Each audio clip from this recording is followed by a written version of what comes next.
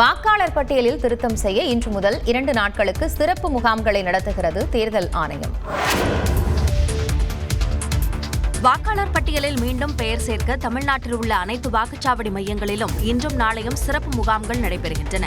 2026 ஆண்டு ஜனவரி 1ஆம் தேதி 18 வயது பூர்த்தியாகும் இளைஞர்கள் உள்ளிட்ட புதிய வாக்காளர்கள், வரைவு வாக்காளர் பட்டியலில் பெயர் இல்லாதவர்கள், வாக்காளர் அடையாள அட்டையில் திருத்தம் உள்ளவர்கள் இந்த சிறப்பு முகாம்களில் உரிய ஆவணங்களோடு விண்ணப்பிக்கலாம் என்று தேர்தல் ஆணையம் அறிவித்துள்ளது. அதன்படி புதிதாக விண்ணப்பிப்பவர்களும் SIRக்கு முன்பு வாக்காளர் பட்டியலில் பெயர் இருந்து வரைவு வாக்காளர் பட்டியலில் பெயர் நீக்கப்பட்டவர்களும் படிவம் 6 புகைப்படத்துடன் பூர்த்தி செய்து வழங்க வேண்டும். அதில் தங்கள் வயது மற்றும் முகவரி அடையாள ஆவண நகலை இணைக்க வேண்டும். ஏற்கனவே உள்ள பதிவை நீக்கவும் அந்த பாகத்தைச் சேர்ந்த எவர் ஒருவரும் படிவம் 7 பூர்த்தி செய்து கொடுக்கலாம். ஆனால் தவறான தகவல் அளித்தால் ஓராண்டு சிறை தண்டனை அல்லது அபராதம் விதிக்கப்படும். வரைவு வாக்காளர் பட்டியலில் பெயரிடம் பெற்ற வாக்காளர்கள் முகவரி, பிறந்த தேதி உள்ளிட்ட திருத்தங்கள் மேற்கொள்ள படிவம் 8 பூர்த்தி செய்து கொடுக்க வேண்டும். அப்போது முகவரி அடையாள ஆவணங்களில் ஏதேனும் ஒன்றின் நகலை இணைத்து விண்ணப்பிக்கலாம். சிறப்பு முகாம்கள் தவிர இணையதளம் வாயிலாகவும் இந்த படிவங்களை பூர்த்தி செய்து விண்ணப்பிக்கலாம் என்று தேர்தல் ஆணையம் தெரிவித்துள்ளது. தங்கத்தின் விலை 1,03,000 ரூபாயை கடந்திருக்கும் நிலையில் 1 கிராம் வெள்ளியின் விலை ஒரே நாளில் 9 ரூபாய் அதிகரித்துள்ளது. 1 சவரன் தங்கத்தின் விலை 1,02,560 ரூபாயாக இருந்த நிலையில் 560 ரூபாய் உயர்ந்து 1,03,120 ரூபாயாக நிர்ணயம் செய்யப்பட்டுள்ளது. 1 கிராம் தங்கத்தின் விலை 12,820 ரூபாயாக இருந்த நிலையில் 70 ரூபாய் அதிகரித்து 12,890 ரூபாயாக உயர்ந்துள்ளது. கடந்த 10 நாட்களில் 3,920 ரூபாய் வரை தங்கத்தின் விலை அதிகரித்துள்ளது. வெள்ளி விலையும் தினமும் புதிய உச்சத்தை தொட்டு வருகிறது. 1 கிராம் வெள்ளியின் விலை 9 ரூபாய் உயர்ந்து 254 ரூபாய்க்கு விற்பனை செய்யப்படுகிறது. 1 கிலோ வெள்ளியின் விலை 2,54,000 ரூபாயாக உள்ளது. 10 நாட்களில் மட்டும் 1 கிலோ வெள்ளியின் விலை 32,000 ரூபாய் வரை உயர்ந்திருக்கிறது. தங்கத்தில் அதிகப்படியான முதலீடு, அமெரிக்க மத்திய வங்கியின் வட்டி விகிதம் குறைப்பு தொடர்பான எதிர்பார்ப்பு, எதிர்வரும் பண்டிகை காலம் உள்ளிட்டவை தங்கம், வெள்ளியின் விலை தினமும் அதிகரிக்க காரணமாக உள்ளது. திராவிட மாடலாட்சி இருக்கும் வரை தமிழ்நாட்டில் மதவெறி ஆட்டத்திற்கு இடம் கிடையாது என முதலமைச்சர் ஸ்டாலின் திட்டவட்டமாக தெரிவித்துள்ளார்.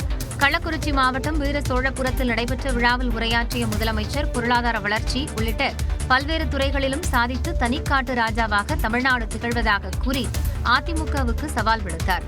நான் கேட்கிறேன், இதில் 5% அதிமுக ஆட்சி காலத்தில் நடந்ததா? அவங்களால சொல்ல முடியுமா? இது என்னுடைய ஓபன் சேலஞ்ச். தைரியம் இருந்தா சொல்லுங்க.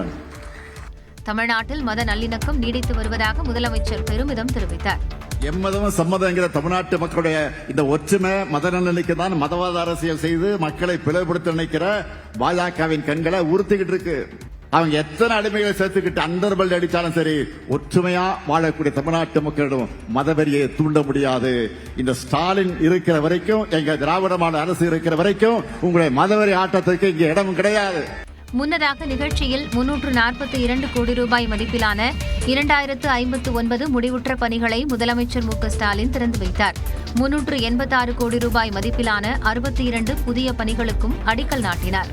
கலைஞர் கனவு இல்லம் உள்ளிட்ட 559 முடிவுற்ற பணிகளை திறந்து வைத்து சிறப்பிக்கிறார்கள் மாண்புமிகு முதலமைச்சர் அவர்கள்.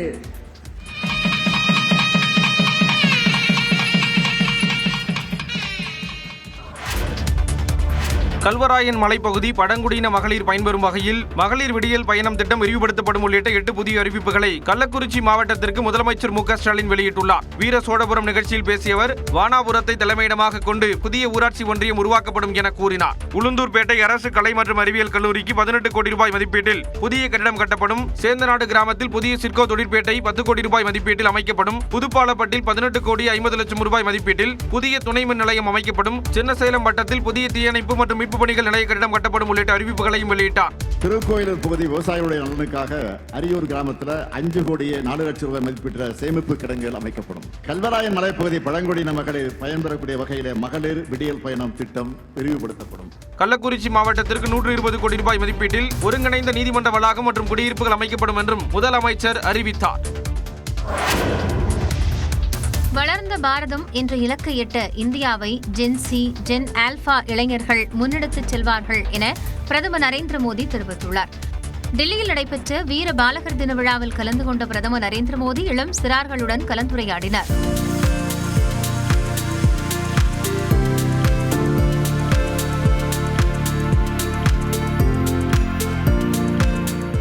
தொடர்ந்து பேசிய பிரதமர் மோடி ஜென்சி இளைஞர்களின் செயலாற்றல் மற்றும் வலிமையை கண்டு அவர்களை புரிந்து கொண்டதாகவும் அவர்களின் மீது அளவு கடந்த நம்பிக்கை கொண்டதாகவும் தெரிவித்தார்.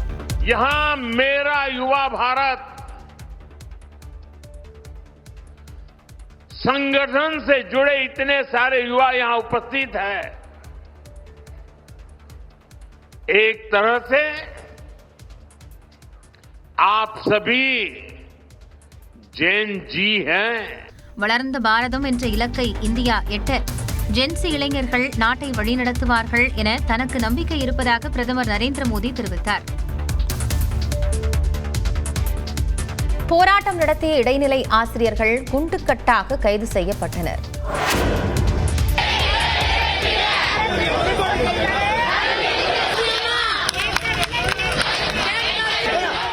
சம வேலைக்கு சம ஊதியம் கோரி சென்னையில் பள்ளிக்கல்வித்துறை அலுவலகத்தை முற்றுகையிட முயன்ற இடைநிலை ஆசிரியர்கள் குண்டுக்கட்டாக கைது செய்யப்பட்ட காட்சிகளை இவை.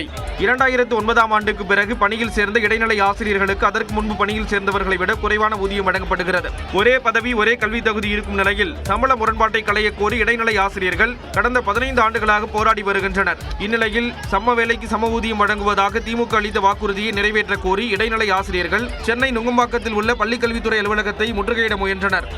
19 நாள் உண்ணாவிரதம் இருந்தோம். குழு அமைக்கிறோம்னாங்க. குழு அமைச்சாங்க. அந்த குழு என்ன ஆச்சுன்னு தெரியல. பல்வேறு பிரிவுகளாக வந்த அவர்களை காவல்துறையினர் குண்டுக்கட்டாக கைது செய்ததால் பரபரப்பான சூழல் நிலவியது. ஒட்டுமொத்தமாக 1200 ஆசிரியர்கள் கைது செய்யப்பட்டனர்.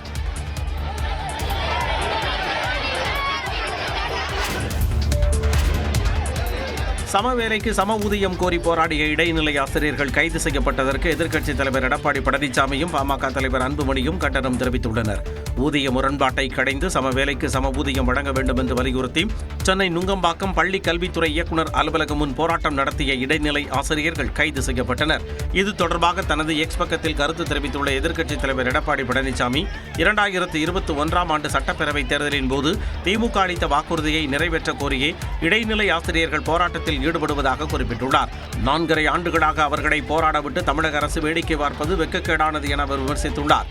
இதேபோன்று பாமக தலைவர் அன்புமணியின் எக்ஸ் தள பதிவில் உரிமை கோரி போராட்டம் நடத்திய ஆசிரியர்கள் மீது திமுக அரசு அடக்குமுறைகளை கட்டவிழ்த்து விட்டிருப்பதாக விமர்சித்துள்ளார்.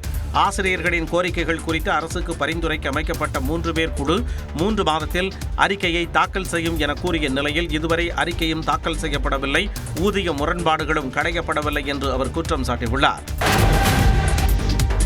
ஒரு பெண் காரை நிறுத்தி பார்க்க வேண்டும் என்று கூறும்போது இறங்கி பார்த்துவிட்டு செல்பவன்தான் கதாநாயகனாகவோ தலைவனாகவோ இருக்க முடியும் என்று தாவேகா தலைவர் விஜயை பாஜக நிர்வாகியும் நடிகருமான சரத்குமார் விமர்சித்தார். தூத்துக்குடி விமான நிலையத்தில் செய்தியாளர்களிடம் பேசிய அவர், தேர்தலையே சந்திக்காத கட்சி தாவேகா என்றும் கொள்கை கோட்பாடு என்ன என்பதையே தெரிவிக்காமல் தனிநபர் தாக்குதலை மட்டுமே விஜய் செய்து வருகிறார் என்றும் கூறினார். மேலும் தாவேகா நிர்வாகி அஜிதா தற்கொலைக்கு முயன்றது குறித்தும் கருத்து தெரிவித்தார். அஜிதா கார் முன்னாடி நின்னாங்க. ஒரு மனிதாபிமான அடிப்படையில் நான் சொல்றேன், அது உட்கட்சி பிரச்சனையாக இருந்தால் கூட மனிதாபிமான அடிப்படையில் ஒரு காரை நிறுத்தி உங்களை பார்க்கணும்னு சொல்லும் போது அதுவும் ஒரு பெண் அவங்க தான் நிற்கிறாங்க. உங்களுக்கு பெரிய ஏதோ உங்களுக்கு டேஞ்சரான ஒரு சுச்சுவேஷனோ உங்களுக்கு பாதுகாப்பின்மையோ இல்லை. அவங்க வண்டி நிறுத்தி எதுக்குன்னு சொல்லி இறங்கி கேட்கின்றவர் தான் ஒரு கதாநாயகனாக இருக்க முடியும், ஒரு தலைவனாக இருக்க முடியும். அது செய்யாமல் போனனால அவங்க தர்ணா இருந்திருக்காங்க. நான் இன்னைக்கு கேள்விப்பட்டேன், ஏதோ தூக்க மாத்திரை சாப்பிட்டான்னு கேள்விப்பட்டேன். இந்த நிலைக்கு தள்ளாம இறங்கி 2 வார்த்தை பேசியிருந்தா மேட்டர் முடிஞ்சிருக்கும். விஜயுடன் பாஜக நிச்சயமாக கூட்டணி வைக்காது என்று கூறிய சரத்குமார், பாஜக எத்தனை தொகுதிகளில் போட்டியிடுகிறது என்பதை பொறுத்தே தென்காசியில் தான் போட்டியிடுவது குறித்து முடிவு செய்யப்படும் என்றார்.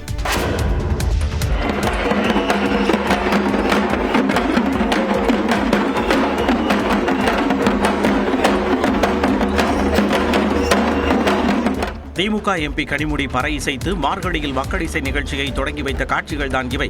சென்னை பச்சையப்பன் கல்லூரியில் இயக்குனர் ப. ரஞ்சித்தின் நீலம் பண்பாட்டு மையம் சார்பில் மார்கழியில் மக்களிசை நிகழ்ச்சி நடைபெற்றது. இதில் இயக்குநர்கள் வெற்றிமாறன், லோகேஷ் கனகராஜ், இசையமைப்பாளர் ஜி. வி. பிரகாஷ் உள்ளிட்டோர் பங்கேற்றனர். நிகழ்ச்சியில் பேசிய திமுக எம்பி கனிமொழி, கலை என்பது சமூகத்தை செதுக்கக்கூடிய ஒளியாக இருக்க வேண்டும் என்றார். இந்த சமூகத்தின் மீது எய்யப்பட்ட ஒரு சம்மட்டியாக, ஒரு ஒளியாக, இதை செதுக்கக்கூடிய, சமூகத்தை செதுக்கக்கூடிய ஒன்றாக கலை இருக்க வேண்டும். மார்கழியில் மக்களிசை என்ற தலைப்பே ஒரு பொலிட்டிக்கல் ஸ்டேட்மெண்ட் என இயக்குனர் வெற்றிமாறன் கூறினார்.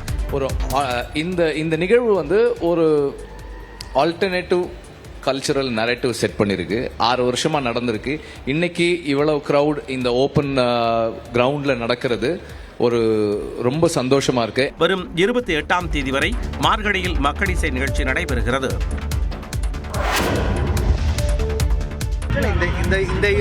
இந்த year of course it's a very important year politicsல because next 15 years எப்படி இருக்க போகுதுன்றத வந்து டிசைட் பண்ண போறோம். so there's a lot of competition. ஒரு முக்கியமான ஒரு எலெக்ஷன் இந்த எலெக்ஷன். தமிழகத்தில் வரவிருக்கும் சட்டப்பேரவை தேர்தல் குறித்து செய்தியாளர்கள் எழுப்பிய கேள்விக்கு இசையமைப்பாளர் ஜி.வி. பிரகாஷ் கூறிய வார்த்தைகளே இது. இயக்குனர் ப. ரஞ்சித்தின் நீலம் பண்பாட்டு மையம் சார்பில் நடைபெற்ற மார்கழியில் மக்களிசை நிகழ்ச்சி சென்னை அமைந்தகரையில் நடைபெற்றது. மேடையில் பேசிய ப. ரஞ்சித், கலையை சீர்படுத்துவதன் மூலம் அம்பேத்கரின் கனவை நிறைவேற்றும் சீடனாக தான் இருப்பேன் என்றார். இங்கே இருக்கிற நலிந்த கலைஞர்கள் மற்றும் கவனிக்கப்படாமல் இருக்கிற கலைஞர்கள், இண்டிபெண்ட் ஆர்டிஸ்ட், இவங்க எல்லாருக்குமே வந்து ஒரு ஏதோ ஒரு வகையில் ஊக்கமாக நம்ம இருக்கணும்னு நம்ம விரும்புகிறோம். அந்த ஊக்கத்தை இந்த நிகழ்வுகள் வெற்றி பெறுவதன் மூலமாக நிச்சயமாக அளிப்போம் அப்படின்ற உறுதியோடு இந்த ஆண்டு மார்கழியில் மக்களிசையை வந்து தொடங்குகிறோம். மார்கழியில் மக்களிசை தனி திறமையாளர்களை கண்டுபிடித்து வாய்ப்பளிப்பதாக இயக்குனர் லோகேஷ் கனகராஜ் தெரிவித்தார். பறவை காய்ச்சல் எதிரொலியாக கோவை வாளையார் சோதனை சாவடியில் பறவை காய்ச்சல் தடுப்பு மையம் அமைக்கப்பட்டுள்ளது. கேரளாவில் ஆலப்புழா, திருச்சூரில் கடந்த சில நாட்களாக பறவை காய்ச்சல் வேகமாக பரவி வருகிறது. நோய் பாதிக்கப்பட்ட கோழி, வாத்து, காடை உள்ளிட்ட பறவைகள் அழிக்கப்பட்டு வருகின்றன. நோய் பாதித்த பறவைகளை எல்லையோர மாநிலங்களுக்கு கொண்டு செல்ல வாய்ப்புள்ளதால் அந்தந்த மாநிலங்கள் எல்லையில் கண்காணிப்பை தீவிரப்படுத்தியுள்ளன. அந்த வகையில் அண்டை மாநிலமான தமிழ்நாட்டின் கோவை வாளையார் சோதனை சாவடியில் பறவை காய்ச்சல் தடுப்பு மையம் அமைக்கப்பட்டுள்ளது. கேரளாவில் இருந்து வரும் வாகனங்களை சுகாதாரத்துறையினர் கிருமி நாசினி தெளித்து அனுப்புகின்றனர். ஓட்டுநர்களுக்கு உடல் வெப்ப பரிசோதனையும் நடத்தப்படுகிறது. 12 செக் போஸ்ட் நாங்கள் இது பண்ணியிருக்கோம். கோயம்புத்தூரில் 5, பொள்ளாச்சியில் 7.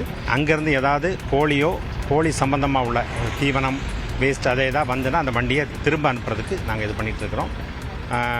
இதை யாரும் பேனிக் ஆகண்டா. வாகனம் எங்கிருந்து வருகிறது என கேட்டறிந்த பின்னரே கோயம்புத்தூருக்குள் அனுமதிக்கப்படுகிறது.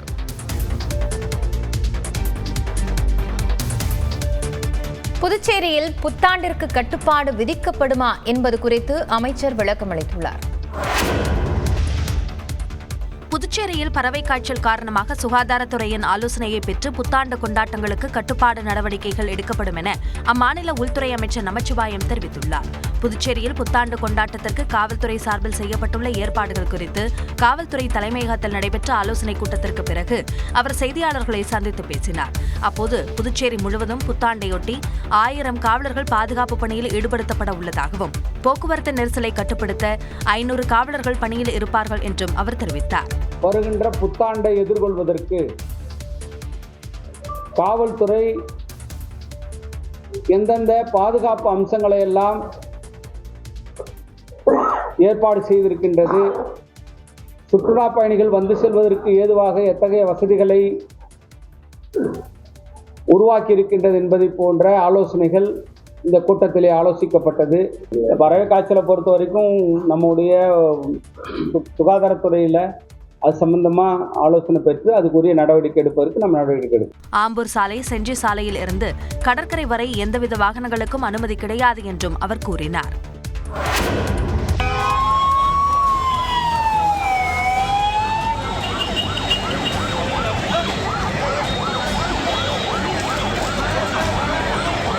திருச்சியில் ஏற்பட்ட தீ விபத்தில் 10க்கும் மேற்பட்ட எலக்ட்ரிக் பைக்குகள் எரிந்து சேதமடைந்தன.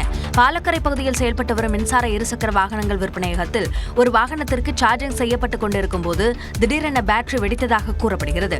இதனால் அந்த வாகனம் முழுவதுமாக எரிந்து தீ மளமளவென விற்பனையகம் முழுவதும் பரவியது. தீ பரவியதில் அங்கு விற்பனைக்காக வைக்கப்பட்டிருந்த 10க்கும் மேற்பட்ட மின்சார இருசக்கர வாகனங்கள் எரிந்து சேதமடைந்தன. தகவல் அறிந்து வந்த கண்டோன்மெண்ட் தீயணைப்புத் துறையினர் சுமார் 1 மணி நேரம் போராடி தீயை அணைத்தனர்.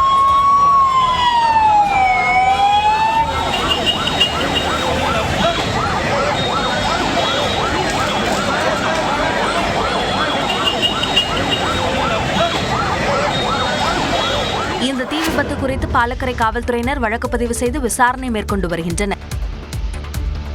தூத்துக்குடி மாவட்டம் கோவில்பட்டி அருகே தேசிய நெடுஞ்சாலையில் நின்று கொண்டிருந்த சுற்றுலா பேருந்து மீது மினி லாரி மோதியதில் சுற்றுலா பயணிகள் உட்பட 20 பேர் காயமடைந்தனர்.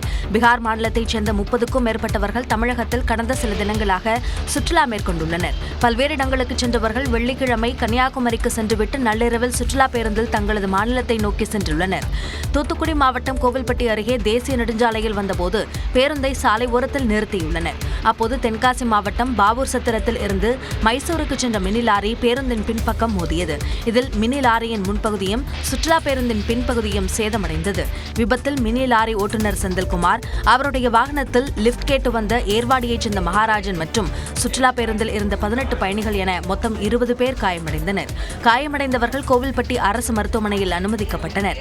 இந்த விபத்து குறித்து சாத்தூர் தாலுகா காவலர்கள் விசாரணை நடத்தி வருகின்றனர்.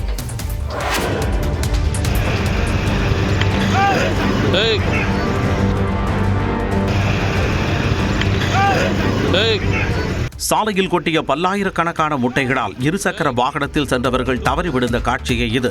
நாமக்கல்லில் இருந்து முட்டைகள் ஏற்றிக்கொண்டு மினி லாரி ஒன்று நாகர்கோவில் நோக்கி சென்று கொண்டிருந்தது. விருதுநகர் அருகே வச்சக்காரப்பட்டி பகுதியில் சென்றபோது சாலையின் நடுவே திடீரென மினி லாரி மோதி கவிழ்ந்தது. இதில் மினி லாரியில் இருந்த 60,000 முட்டைகளும் சாலையில் சிதறின. சாலை முழுக்க முட்டைகள் வடிந்தோட அந்த வழியே சென்ற இருசக்கர வாகன ஓட்டிகள் வழுக்கி கீழே விழுந்தனர். இதனால் அங்கு போக்குவரத்து பாதிக்கப்பட்டது.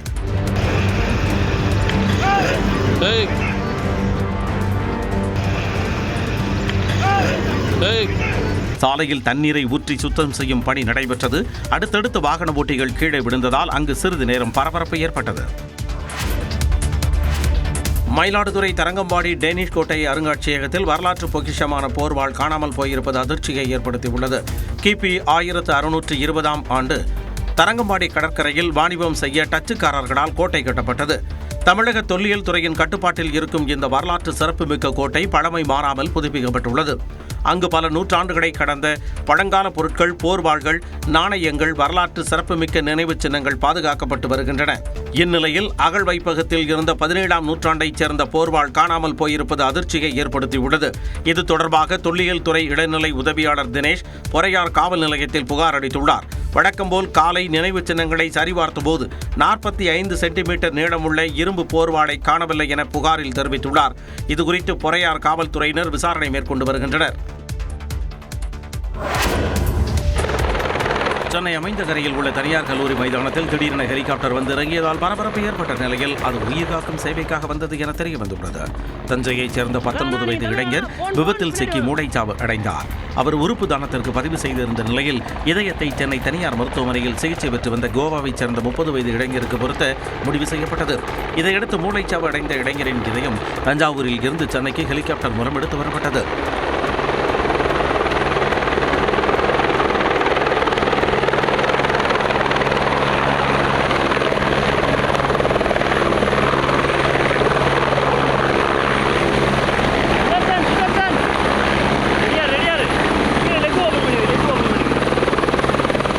அமைந்தகரையில் உள்ள தனியார் கல்லூரி மைதானத்தில் ஹெலிகாப்டர் வந்து இறங்கியதும் மருத்துவக் குழுவினர் ஆம்புலன்ஸ் மூலம் தனியார் மருத்துவமனைக்கு விரைந்தனர். நெரிசலின்றி செல்ல காவல்துறையினர் சிறப்பு ஏற்பாடுகளை செய்திருந்தனர். இதைத் தொடர்ந்து பாதிக்கப்பட்ட இளைஞருக்கு அறுவை சிகிச்சை மூலம் இதயம் வெற்றிகரமாக பொருத்தப்பட்டது. தஞ்சாவூரில் மூளைச்சாவு அடைந்த இளைஞரின் இதயம் ஹெலிகாப்டர் மூலம் சென்னைக்கு விரைந்து எடுத்து வரப்பட்டதன் மூலம் மற்றொருவர் மறுவாழ்வு பெற்றார். வரும் ஆண்டின் முதல் சட்டப்பேரவை கூட்டத்தொடர் குறித்த அறிவிப்பு வெளியாக இருக்கிறது. தமிழ்நாடு சட்டப்பேரவை ஜனவரி 20ஆம் தேதி ஆளுநர் உரையுடன் தொடங்கும் என்று சபாநாயகர் அப்பாவு தெரிவித்துள்ளார். சென்னை தலைமைச் செயலகத்தில் செய்தியாளர்களை சந்தித்த சபாநாயகர் அப்பாவு 2026ஆம் ஆண்டுக்கான தமிழக அரசின் முதல் சட்டமன்ற கூட்டத்தொடர் ஜனவரி 20ஆம் தேதி தொடங்கும் என்று அறிவித்தார். தமிழ்நாடு முதல்வர் மற்றும் அமைச்சர்களால் தயாரிக்கப்பட்ட ஆளுநர் உரையினை மாண்புமிகு ஆளுநர் அவர்கள் இந்திய அரசியலமைப்பு சட்டம் 176 ஒன்றின் கீழ் இந்த பேரவைக்கு வாசித்து அளிப்பார்கள். கடந்த ஆண்டு முதல் கூட்டத்தொடரில் தேசிய கீதம் இசைக்கப்படவில்லை என கூறி ஆளுநர் RN ரவி பாதியிலேயே அவையிலிருந்து வெளியேறினார். இந்நிலையில் சட்டமன்ற மரபை ஆளுநர் RN ரவி மதிப்பார் என்று நம்புவதாக அப்பாவு தெரிவித்தார்.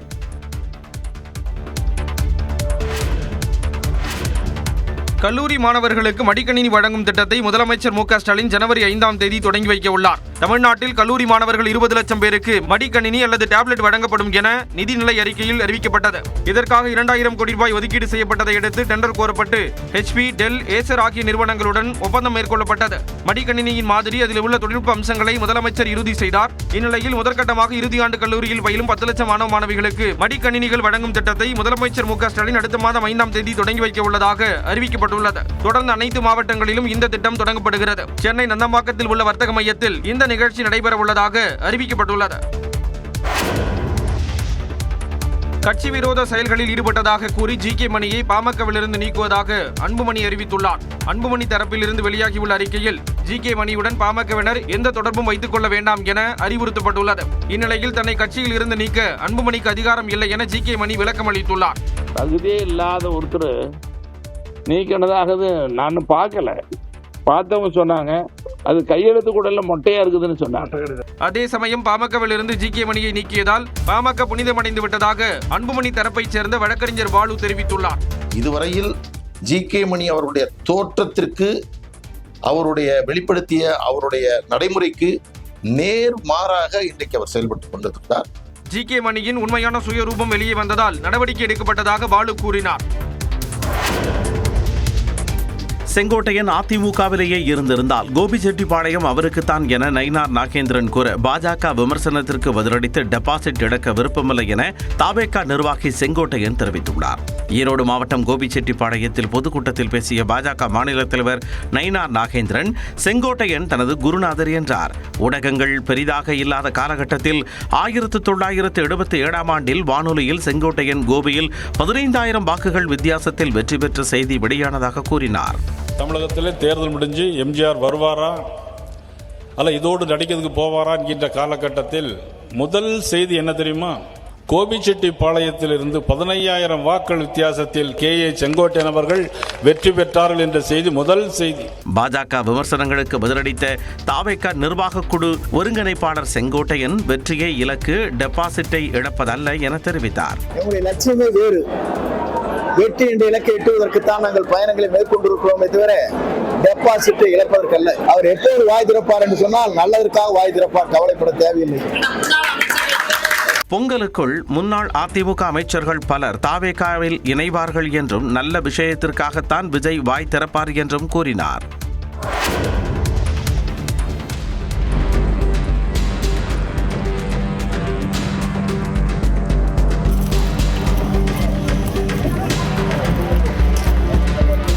கடலூர் துறைமுகத்தில் சீரமைப்பு பணியின் போது விசைப்படகு ஒன்று திடீரென தீப்பற்றி எரிந்த காட்சிதான் இது.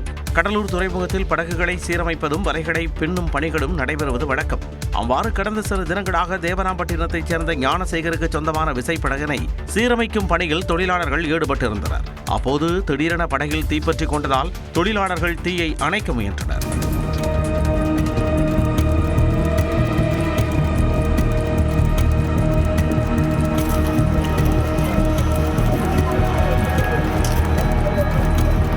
இதுபற்றி தகவல் அறிந்த சிப்காட் தீயணைப்புத் துறையினர் சம்பவ இடத்திற்கு விரைந்து வந்து தண்ணீரை பீச்சி இழைத்து போராடி தீயை அணைத்தனர். கடலூர் துறைமுக காவலர்கள் தீ விபத்து குறித்து விசாரணை மேற்கொண்டு வருகின்றனர்.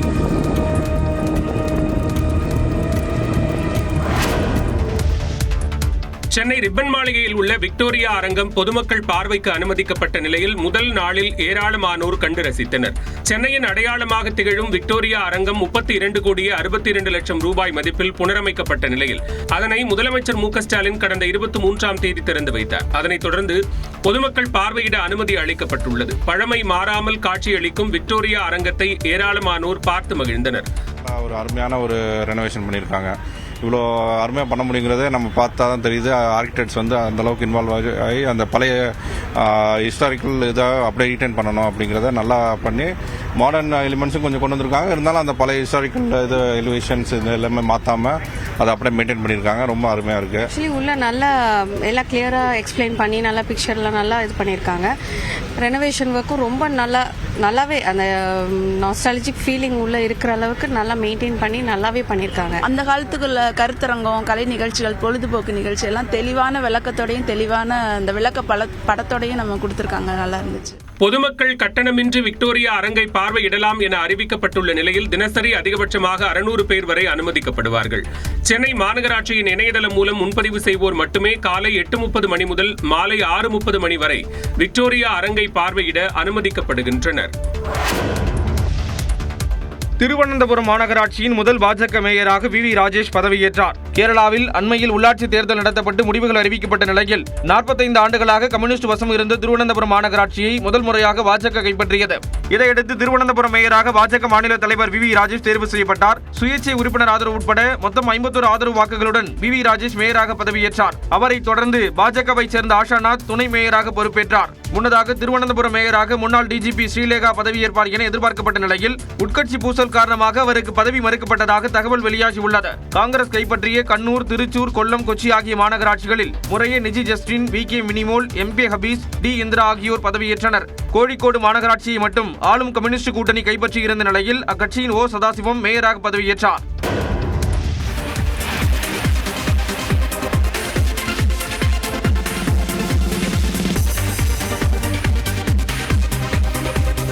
பாலிவுட் நடிகர் சல்மான் கான் தனது 60வது பிறந்த நாளை கேக் வெட்டி உற்சாகமாக கொண்டாடிய காட்சிதான் இது.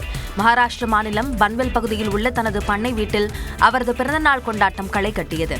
இந்திய கிரிக்கெட் அணியின் முன்னாள் கேப்டன் மகேந்திர சிங் தோனி தனது மனைவி சாக்ஷியுடன் வருகை தந்து கொண்டாட்டத்தில் பங்கேற்றார்.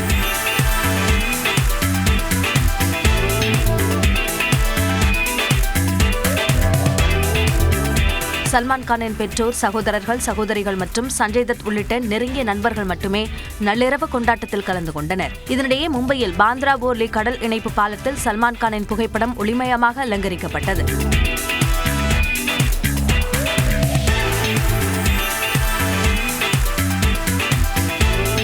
மேலும் பாந்த்ராவில் உள்ள அவரது வீட்டின் முன்பு நள்ளிரவில் இருந்தே ரசிகர்கள் திரண்டனர். आप एक भारतीय क्रिकेटर हैं जिन्हें IPL के इतिहास में न सिर्फ सबसे छोटे खिलाड़ी होने का बल्कि सबसे तेज ऐसे भारतीय होने का गौरव प्राप्त है. கிரிக்கெட் களத்தில் அதிரடி காட்டி வரும் வைபவ் சூரியவன்ஷிக்கு ராஷ்டிரிய பால புரஸ்கார் விருது வழங்கப்பட்டது. தேசிய அளவில் கலை, விளையாட்டு, அறிவியல் உள்ளிட்டவற்றில் சிறப்பாக செயல்பட்ட 5 முதல் 18 வயதுக்குட்பட்ட குழந்தைகளுக்கு பிரதம மந்திரியின் ராஷ்டிரிய பால புரஸ்கார் விருது வழங்கும் நிகழ்ச்சி டெல்லியில் நடந்தது. இதில் குடியரசுத் தலைவர் திரௌபதி முர்மு தேர்வு செய்யப்பட்டவர்களுக்கு விருதுகளை வழங்கினார். அந்த வகையில் பீகாரைச் சேர்ந்த 14 வயதான கிரிக்கெட் நட்சத்திரம் வைபவ் சூரியவன்ஷிக்கு விருது வழங்கப்பட்டது. ஆபரேஷன் சிந்தூரின் போது இந்திய ராணுவத்தினருக்கு பால், மோர் உள்ளிட்டவற்றை விநியோகித்த பஞ்சாப் மாநிலம் பெரோஸ்பூர் மாவட்டத்தைச் சேர்ந்த 10 வயது சிறுவன் ஷவன் சிங்கின் செயலை பாராட்டி அவருக்கு விருது அளிக்கப்பட்டது. पंजाब, आप एक किसान के बेटे हैं. ऑपरेशन सिंदूर के दौरान आपने असाधारण साहस दिखाते हुए, गजब का जोखिम उठाते हुए, बिना विचलित हुए हाई रिस्क बॉर्डर स्थितियों में फ्रंट लाइन ट्रूपर्स की मदद की, लोगों को प्रेरित किया. हमारे फौजी आए थे उधर और वो हमारे लिए रक्षा के लिए आए थे. फिर मैंने सोचा चलो उनकी अभी सेवा करते हैं. फिर मैं दूध, चाय, लस्सी, बर्फ लेके जाता था उनके लिए रोज. 18 மாநிலங்கள் மற்றும் யூனியன் பிரதேசங்களைச் சேர்ந்த 20 பேருக்கு இந்த விருது வழங்கப்பட்டது. இலங்கைக்கு எதிரான 3வது 20 ஓவர் மகளிர் கிரிக்கெட் போட்டியில் வெற்றி பெற்று இந்தியா தொடரை கைப்பற்றியுள்ளது. இந்தியாவிற்கு சுற்றுப்பயணம் மேற்கொண்டுள்ள இலங்கை மகளிர் கிரிக்கெட் அணி 5 போட்டிகள் கொண்ட 20 ஓவர் கிரிக்கெட் தொடரில் விளையாடி வருகிறது. இதில் ஏற்கனவே 2 போட்டிகளிலும் வெற்றி பெற்று இந்திய அணி 2-0 என முன்னிலை வகித்த நிலையில் திருவனந்தபுரத்தில் நடைபெற்ற போட்டியில் டாஸ் வென்ற இந்திய அணி முதலில் பந்து வீச தீர்மானித்தது. தொடக்க முதலே இந்திய அணியின் பந்து வீச்சை சமாளிக்க முடியாமல் இலங்கை அணி தடுமாறியது. இதனால் 20 ஓவர்களின் முடிவில் இலங்கை அணி 7 விக்கெட் இழப்பிற்கு 112 ரன்கள் எடுத்தது. அதிகபட்சமாக ஹசினி பெரேரா 25 ரன்கள் எடுத்தார். இந்திய அணியில் சிறப்பாக பந்து வீசி ரேணுகா சிங் 4 விக்கெட்டுகளையும், தீப்தி சர்மா 3 விக்கெட்டுகளையும் வீழ்த்தினர். 113 ரன்கள் எடுத்தால் வெற்றி என்ற இலக்குடன் விளையாடிய இந்திய அணியில் ஸ்மிருதி மந்தனா 1 ரன், ஜெபிமா 9 ரன்கள் எடுத்து ஆட்டமிழந்தனர். பின்னர் ஷபாலி வர்மா, ஹர்மன் பிரீத் கவுர் இருவரும் இணைந்து அதிரடியாக விளையாடினர். இதில் ஷபாலி 79 ரன்கள் எடுத்தார். இறுதியில் 13.2 ஓவர்களில் 2 விக்கெட் இழப்பிற்கு 115 ரன்கள் எடுத்து 8 விக்கெட்டுகள் வித்தியாசத்தில் இந்தியா வெற்றி பெற்றது. இதன் மூலம் 5 போட்டிகள் கொண்ட தொடரை 3-0 என்ற கணக்கில் இந்திய அணி கைப்பற்றி அசத்தியுள்ளது. பால் ஃப்ரம் அவர் மேயர் டு சிலம்பரசன். சிலம்பம் தான் ஆடுறாரு அவரு. Once again caught by Srikanth. முதலமைச்சர் மு க ஸ்டாலின் கிரிக்கெட் விளையாடி 3 விக்கெட்டுகளை வீழ்த்திய காட்சிதான் இது. அண்மையில் தமிழக இளம் விளையாட்டு வீரர்களுடன் கலந்துரையாடிய முதலமைச்சர் மு க ஸ்டாலின் தனது விளையாட்டு ஆர்வம், பிடித்த வீரர்கள் மற்றும் கிரிக்கெட் விளையாடிய அனுபவங்களை பகிர்ந்து கொண்டார். அதில் நடிகர்கள் சிலம்பரசன், நெப்போலியன், அனுபம் கெர் ஆகிய 3 பேரின் விக்கெட்டுகளை தான் வீழ்த்தியதை பகிர்ந்தார். இந்த நிலையில் அந்த வீடியோக்கள் வெளியாகியுள்ளன. மேலும் முதலமைச்சர் மு க ஸ்டாலின் சென்னை மேயராக இருந்தபோது நடிகர்கள் மற்றும் கபில் தேவ், ஸ்ரீகாந்த் ஆகிய நட்சத்திர வீரர்களுடன் கிரிக்கெட் விளையாடிய காட்சிகளும் வெளியாகியிருக்கின்றன. சிலம்பரசன் சிலம்பம் தான் ஆடுறாரு அவரு. சுழற்பந்து வீச்சாளராக முதல்வர் அசத்தலாக பந்து வீசி 3 விக்கெட்டுகளை சாய்த்த காணொலி சமூக வலைதளங்களில் பரவலாக கவனம் பெற்றுள்ளது. சபரிமலையில் மண்டல பூஜை இன்று நடைபெறும் நிலையில் ஐயப்பனுக்கு தங்க அங்கி அணிவிக்கப்பட்டது. பத்தனம்திட்டாவில் உள்ள ஆரன்முளா பார்த்தசாரதி கோவிலில் இருந்து 450 சவரன் எடை உள்ள தங்க அங்கி கடந்த 23ஆம் தேதி பல்லக்கு வாகனத்தில் எடுத்து வரப்பட்டது. மேளதாளம் முழங்க சன்னதிக்கு எடுத்து வரப்பட்ட தங்க அங்கியை தந்திரி மற்றும் மேல் சாந்தி பெற்றுக் கொண்டனர். தொடர்ந்து ஐயப்பனுக்கு தங்க அங்கி அணிவித்து தீபாராதனை காட்டப்பட்டது.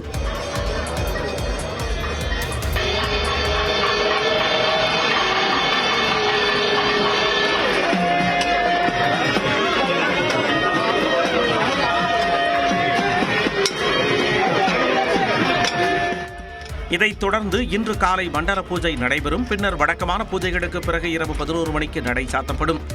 3 நாட்களுக்கு பிறகு, அதாவது டிசம்பர் 30ஆம் தேதி மாலை 5 மணிக்கு மகர விளக்கு பூஜைக்காக மீண்டும் சபரிமலை ஐயப்பன் கோவில் நடை திறக்கப்படும். ஜனவரி 14ஆம் தேதி பிரசித்தி பெற்ற மகர ஜோதி தரிசனம் நடைபெறுகிறது.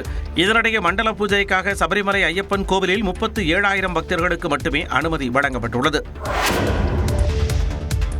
திருப்பத்தூர் மாவட்டம் குனிச்சி பெரியார் வட்டம் பகுதியில் மகளிர் சுய உதவிக்குழுவினரின் பணத்தை சுருட்டிக் கொண்டு குடும்பத்தோடு தலைமறைவான பெண் குறித்து காவல் நிலையத்தில் பெண்கள் புகார் அளித்தனர். குனிச்சி பெரியார் வட்டம் பகுதியில் 12 பெண்கள் முல்லை சுய உதவிக்குழுவை உருவாக்கி வங்கியில் 13 லட்சம் கடன் பெற்றுள்ளனர். குழுவில் உறுப்பினராக உள்ள ராஜலட்சுமி என்பவர் வங்கியில் சென்று பணம் கட்டி வந்த நிலையில் உறுப்பினர்களை ஏமாற்றி சுமார் 10 லட்சம் ரூபாய் பணத்தை சுருட்டிக் கொண்டு அவர் குடும்பத்துடன் தலைமறைவாகியுள்ளார். அவங்க எங்க பேங்க் லோன் 13 லட்சம் ரூபாய் லோன் வாங்கினோம் சார். 13 லட்சத்துல நாங்க பேங்க்ல ஒரு ஆளுக்கு 1,10,000 ரூபான்னு பிரிச்சு கொடுத்தாங்க. 10,000 ரூபாவை அது நாங்க லோன் எல்லாம் வசூல் பண்ணிட்டு போய் ராஜலட்சுமி கிட்ட கொடுத்தோம் சார். அவங்க மாசம் மாசம் பேங்க்ல கொடுத்து கட்டாம ஏமாத்திட்டாங்க. சேமிப்பு காசு மாசம் 500 ரூபான்னு 12 பேர் கட்டணும் சார். மாசம் 6,000. அதையும் எல்லாமே அவங்க எடுத்துக்கிட்டாங்க. அதை இப்ப எடுத்துட்டு அவங்க தலைமறைவு குடும்பத்தோட பையன் பொண்ணு அவங்க எல்லாமே தலைமறைவாயிட்டாங்க. ராஜலட்சுமி மீது நடவடிக்கை எடுக்க வேண்டும் என்றும் வங்கிக் கணக்கு முடக்கப்பட்டதை மீட்க வேண்டும் என்றும் கூறி சுய உதவிக்குழுவினர் கந்தளி காவல் நிலையத்தில் முறையிட்டனர்.